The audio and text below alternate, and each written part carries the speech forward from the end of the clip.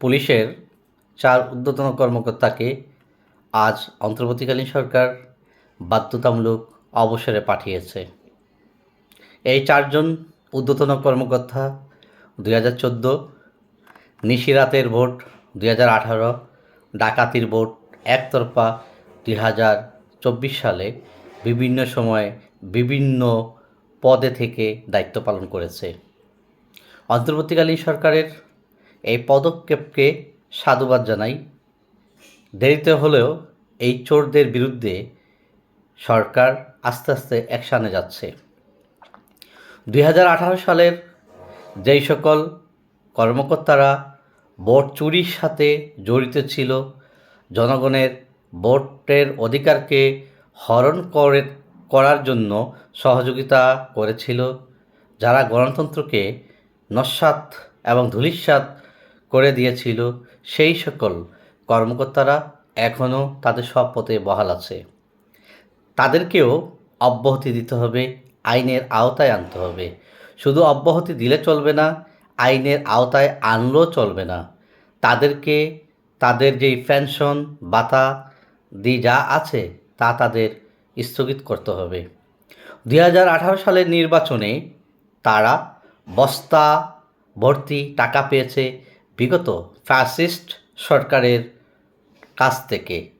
তারা এই টাকা নিয়ে কোথায় রেখেছে, কোথায় পাচার করেছে তা খুঁজে বাহির করতে হবে। রিটার্নিং কর্মকর্তারা যেইভাবে বস্তাভর্তি টাকা পেয়েছে, ঠিক একইভাবে বস্তাভর্তি টাকা পেয়েছে তৎকালীন দায়িত্বরত পুলিশ সুপার, ডিসি, বিভাগীয় কমিশনার, পুলিশের রেঞ্জ ডিআইজি, পুলিশের মেট্রোপলিটন কমিশনার, পুলিশের মেট্রোর ভিতরে যারা দায়িত্ব পালন করেছে ডিসি অথবা এসপি, এদেরকেও আইনের আওতায় আনতে হবে। কারণ বস্তাভর্তি টাকা নিয়ে জনগণের সাথে যারা প্রতারণা করেছে, জনগণের সাথে যারা বিশ্বাসঘাতকতা করেছে, তাদেরকে যদি তাদের কৃতকর্মের শাস্তি প্রদান যদি না করা হয়, তাহলে তারা সামনে আবার কোনো ফ্যাসিস্ট সরকার সৃষ্টি হতে সহযোগিতা করবে। বর্তমান অন্তর্বর্তীকালীন সরকার যুগান্তকারী পদক্ষেপ হিসাবে এই সকল ভোট চোরদের সহযোগী আরেক চোর এদেরকে যেন আইনের আওতায় আনার সকল ব্যবস্থা গ্রহণ করে। 1 জন 2 জন 3 জন 4 জন নয়, যেই সকল ক্রিমিনাল আছে সবাইকে নিয়ে আসতে হবে যারা এই ধরনের অপরাধের সাথে জড়িত। ফ্যাসিস্ট সরকার এমনি সৃষ্টি হয়নি।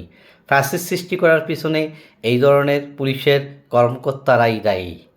তাই সরকারের উচিত হবে পুঙ্খানুপুঙ্খানুভাবে অনুসন্ধানের মাধ্যমে কার কী দায় আছে সেই দায় মোতাবেক তাদের বিরুদ্ধে কঠোরতম আইনি ব্যবস্থা গ্রহণ করা।